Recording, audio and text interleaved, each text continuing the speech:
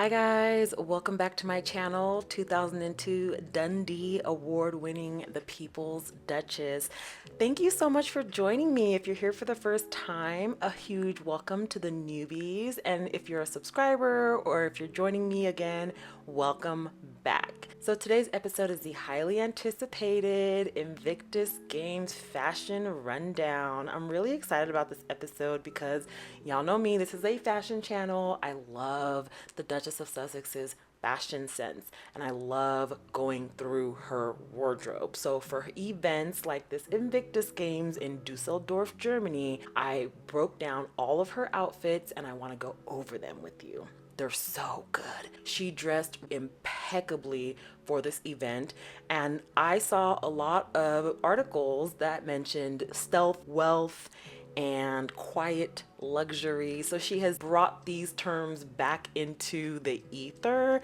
I mean, quiet luxury has been a thing for several years and it's been a mainstream thing for the last couple of years. And in my last fashion review video, I mentioned that I think that the Duchess of Sussex is primarily responsible for bringing this trend into the very mainstream that it is right now. I love that the one thing that has never faltered in her style is that she's always maintained a true sense of self. And I absolutely love that she did not allow royal life to convince her that she needed to wear big, bulky, gaudy jewelry pried from the cold, dead hands of a recently deceased monarch. I love that for her. I took a little detour last week and I have to apologize for you guys that have been waiting and waiting and waiting for this, but y'all know I had to just get a few things off my chest there, and now we're back on track. So let us get into all the Invictus Games 2023 looks. This has definitely been a home for respect, but also a home for shoes. Now, a little bit of backstory on Invictus Games. As you guys all know, Harry started the Invictus Games back in 2014. He took the inspiration from the Warrior Games, where he saw the healing power of sport, watched the British team compete, and really wanted to replicate that on a more national scale on his own. And I'm very hesitant to credit anyone else for the success of these games or the foundation of these games, because we've seen what the palace can produce, and I am unconvinced that anyone else has the wherewithal, the passion, or even the basic understanding of projects to have helped him. So I am hesitant to say that the palace had anything to do with any of that. So big shout out to Prince Harry, the Duke of Sussex, a really intelligent man who had the foresight, which is not something that everybody has. He had the foresight to say, look, I think that this could be a big deal, and not because of me and not because of anything else, but because these people deserve to be highlighted. They shouldn't have to just sit here and struggle and feel broken and damaged by their experiences. And then the mental health aspect of it is really impressive because he added that to the Invictus Games. So the Warrior Games were kind of the foundation and the inspiration. But then with the Invictus Games, he really took it up a notch and really cultivated it to where it didn't just focus on the healing power of sport, but also the healing power of mental health therapy. He got these athletes not just to physically bring their bodies back into fighting shape, but also to mentally bring those bodies back into fighting shape. The brain is the most important organ in the body. There is nothing that you can do properly if the brain isn't functioning properly. In making this video, I was reflecting on Harry's good business sense and how he implemented and executed it. But the thing that really struck me was that not only was he able to found these games, but then he went ahead and found himself a partner who was absolutely perfect to come in and helm them with him. Invictus Games started in 2014. They started dating 2016. So very shortly after he started the Invictus Games, he met Meghan, and look at what the games have become ever since. She has been just as integral a part of these games' success. Early on, she came into the mix. She has added fundamentally to the core of what these games mean to people, because she herself was doing this exact same kind of work. We covered this in the last video. She did USO tours. She supported the troops. She was out there volunteering her time free of charge to the US troops during the war. So this was right up Meghan's alley. And it made me think, God, could two people be more meant for each other? He could not have found a more appropriate and complementary partner for this work than Meghan. They work as such a good team, and Invictus is no different. So I love these games. I have been watching for years, and I think that the next one is going to be even more phenomenal. And I like to highlight Meghan's fashion in this because this is part of what makes it so well known and so universally picked up. Everyone is anticipating Meghan's arrival. Everyone is going to look and see what she wears. She elevates the program even further to the fashion girlies and the gurus who would never have watched in the first place. So it really helps to have a woman like Meghan Markle on your team and in the Invictus Games, because she's bringing in sets of eyes that perhaps would never have gazed upon the games in the first place. She's got people like me who aren't necessarily sports inclined all watching. I was cheering, I was crying, and I am so proud to say that I have supported the Invictus Foundation. I will continue to support the Invictus Foundation. It is such important work that these two are doing. Kudos to them. They are just so good at this. It is absolutely ridiculous. That said, let us get into the fashion. For her first outfit, she slipped into a black long sleeve midi dress from Banana Republic. It cinched at the waist really beautifully with this Bottega Veneta belt, and she completed the look with simple black Aquazzura pumps. I love this look. It's chic, it's dainty, it's A-line. You know Meghan, she will never turn down a good A-line, honey. This was casual, but it was also elevated with the Bottega cross-stitch belt. I loved everything about this look. Stunning. So that was day one. So day two, for the wheelchair basketball games, Meghan chose a more preppy outfit. This is the outfit that broke the internet, literally. J. Crew's website was not ready for this uptick in traffic. She wore their white cardigan with black trim and gold buttons over a plain black unidentified top and matching white high-waisted shorts from Styled. She finished the look off with a Givenchy belt and her trusty Chanel ballet flats. I absolutely adored this look. This look caused a kerfuffle. It caused a traffic jam, the likes of which the website was not quite prepared for. Kudos to Meghan. This was elevated, casual chic, stealth wealth, quiet luxury. It was everything everywhere all at once. Perfect. So later on that day, she changed into a all black ensemble. The black tank top was by J. Crew. The jeans were Frame. The shoes, her much loved Aquazzura Purist. She had on her favorite tank watch as well as her Cartier bracelet. Very simple, but very chic. There's something about skinny jeans and heels that just elevate the whole outfit. The shoes and the gold jewelry are doing all the heavy lifting. And of course that face, ugh, 10 out of 10. I love this look. It's casual, it's chic, it's elevated, love it. The next day, the Sussexes attended a volleyball match and Meghan wore a white Ralph Lauren polo knit sweater vest, white skinny jeans from Frame, and black ballet flats by Aquazzura. She also had her Cartier watch and bracelet set, and this time she tied her hair up into a chic ponytail. The ponytail, the gold, and the ballet flats elevated this look. I love how she tucked in her shirt. This is something that she has been doing since her Reitman days. I absolutely love that, again, she has stayed true to her style and she knows what works, and it looks so cute here. I'm not sure what the scarf is all about. That's unidentified. But if you have clocked it, please let me know in the comments. September 14th, the same day, she stepped out for look number 2 in a beautiful silky bronze blouse from Legence, which she tucked into a pair of tan wide-legged slacks by Gabriella Hearst, and polishing off the look with her clean girl jewelry, earrings by Bottega, Cartier watch and bracelet, as well as her Miu Miu sunnies. I love this look. She was golden, glowy, dewy, fresh, the side part, all of it. So for day 4, Meghan styled a cream colored jumpsuit from Zara under a Celine blazer, also cream colored.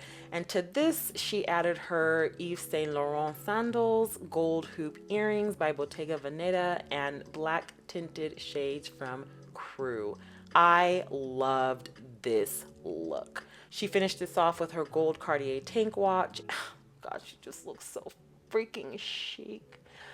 So good. She looked delicious, sun-kissed, healthy, bronzed, beautiful, hair down, sunnies on. I cannot stand it. I love how she did not go with a nude footwear. Ugh, this gave me chills. It was so good. So Meghan's second look of day 4 came courtesy of Carolina Herrera, along with her Essence Dior pumps, simple but elegant, and her Cartier tank and bracelet set. Really simple, very elegant, very stylish. I love the shirt dress of it all. I love the belted waist of it all. Her third and final outfit was a dark gray sleeveless mock neck bodycon dress from Totem with black Dior pumps for the True Patriot Love reception. I love this. It looks like Skims, but it's very elevated and elegant. It probably feels like silk and marshmallows and a kitten. I loved everything about it. She paired this with her Cartier set and her Dior Essence heels. Just stunning. She looks amazing. Invictus arms ready. Like, no notes. I have nothing else to say. Moving right along. So for day 5, Meghan stepped out in Kuyana's classic silk trench and silk paper bag pants and an unidentified white, it looks like a ribbed tank top. She paired this with her Cartier tank set and nude Aquazzura Purist pumps. Let me tell you something, honey.